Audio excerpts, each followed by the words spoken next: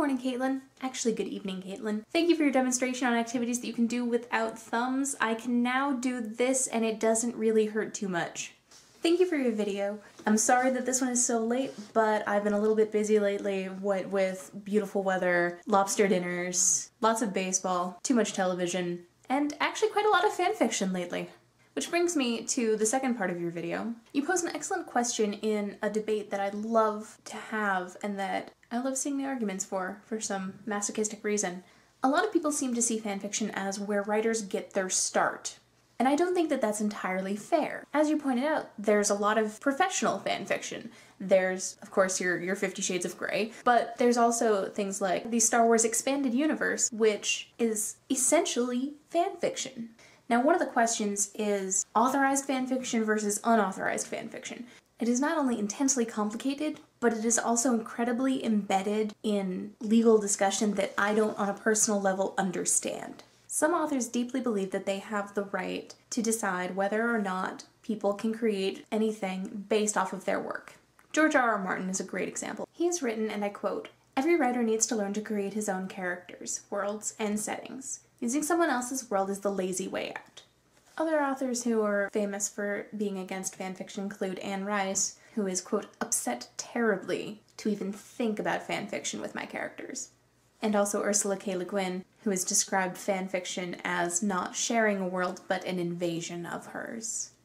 Orson Scott Card also believes that if he does not act vigorously to protect his copyright, he will lose that copyright, which again gets into the idea of legality.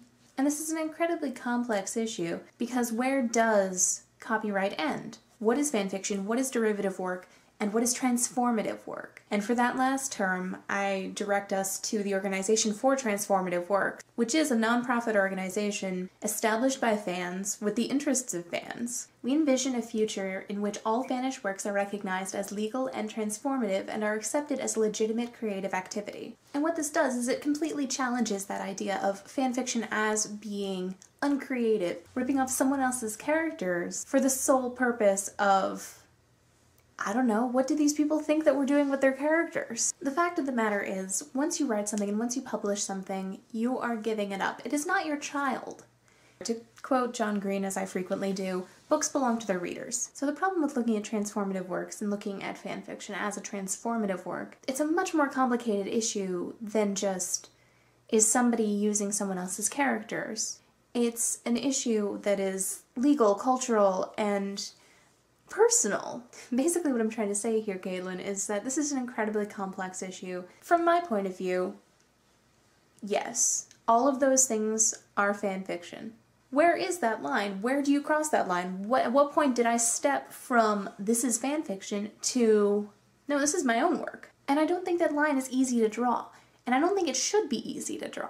Getting back to your question a little bit here, I think there's originality in things that are very, very similar. Because the idea of originality is not something completely different from everything else that you've ever seen. The idea of originality needs to be the part of you that you bring to the table in the work. And I think every single person brings their experiences, brings their ideas, and brings their own unique perspective. And you and I could write a story that has the same beats, and it would be completely different because we are different writers. We're different people who have different histories. Thank you for sending me on this wonderful journey of trying to settle my thoughts. You don't want to know how long it's taken me to try and settle my thoughts on this. And I will see you soon.